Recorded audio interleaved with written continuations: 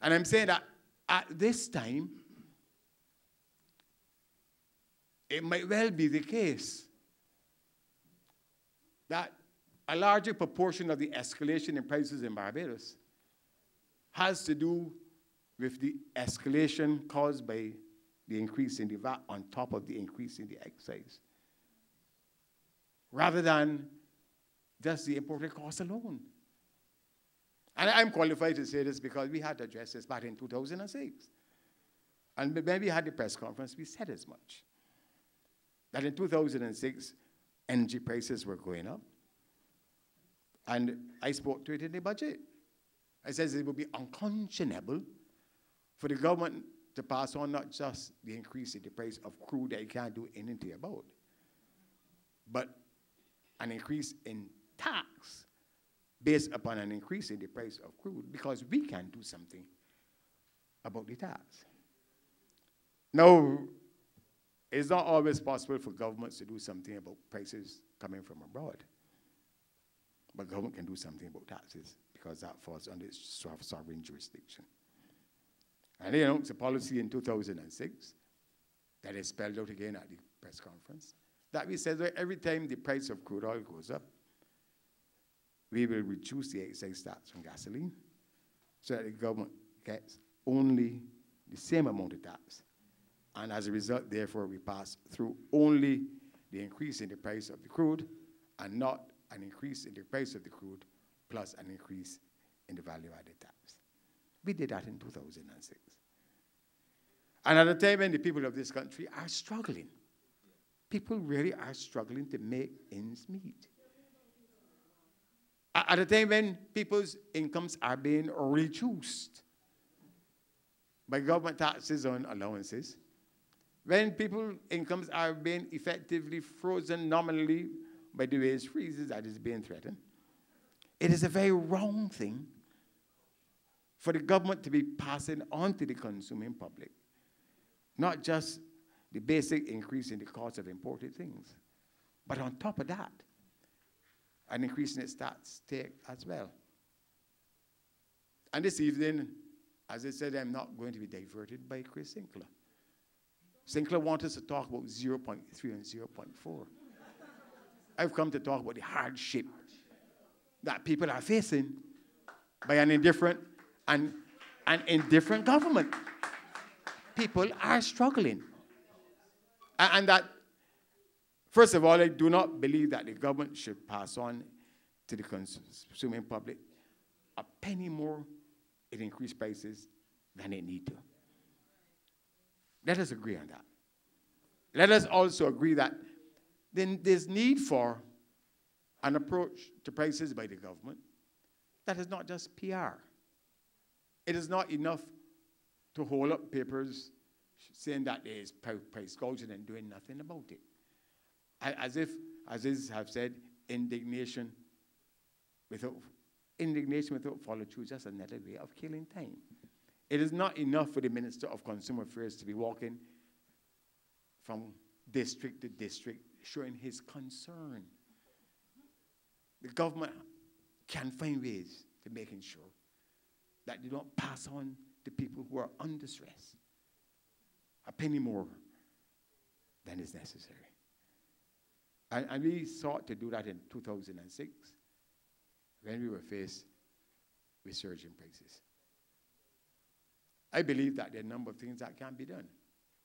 The increase in the price of imports will create more revenues for government than they anticipated. It should put that increased revenue in a fund to stabilize prices.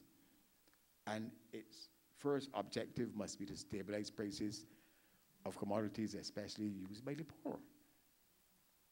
It can also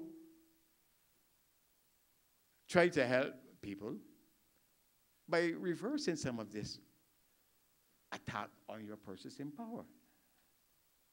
And I have, from 2008, been calling for a middle income tax rate.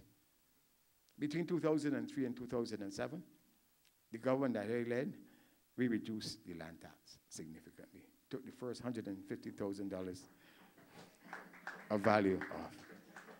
We reduced the corporation tax from 40% to 25%.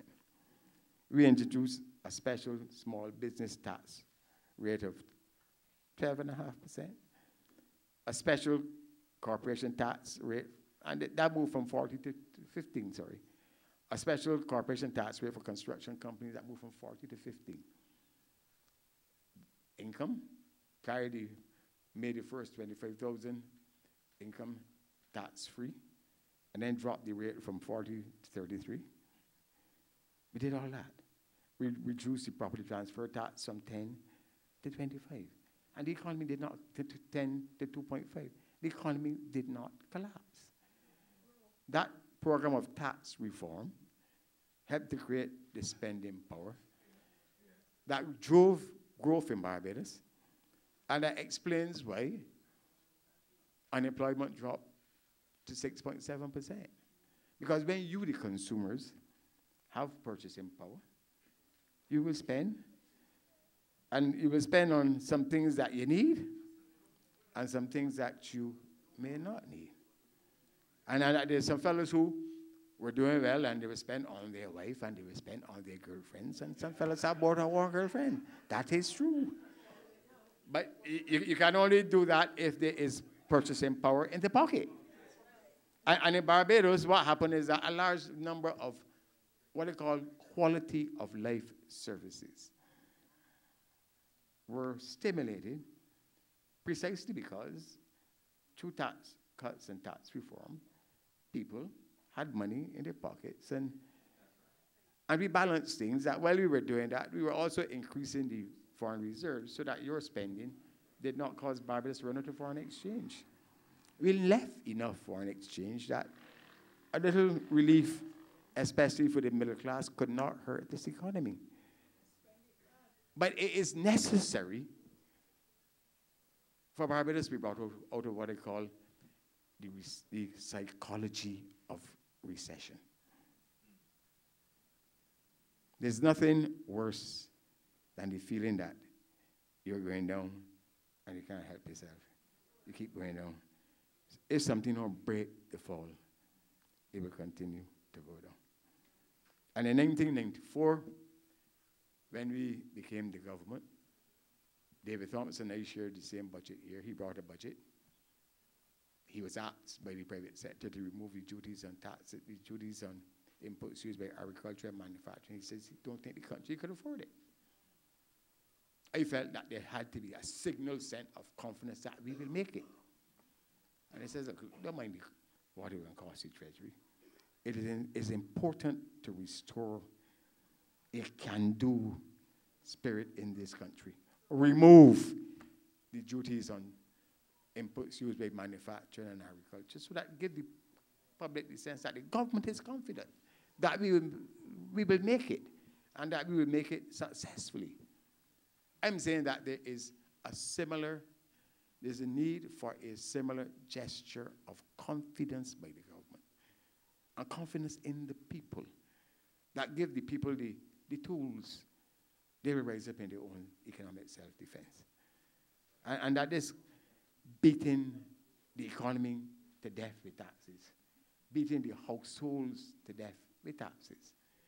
It's wrong. Give this country a chance to heal. Give the people of Barbados the opportunity to be able to grow the economy. And they will grow it for you. So that the government is going to get this surge, could get a surge of tax receipts because of prices and the rate of that. Give back some to the public. Put the middle income tax, and it says up to $7,000 a month, introduce a tax rate of 25%. And we stimulate this economy. And for those who are below the 25, increase the reverse tax credit and help them too, because they won't benefit from it. But there must be some policy of confidence that can rescue this country from this madness that is taking place.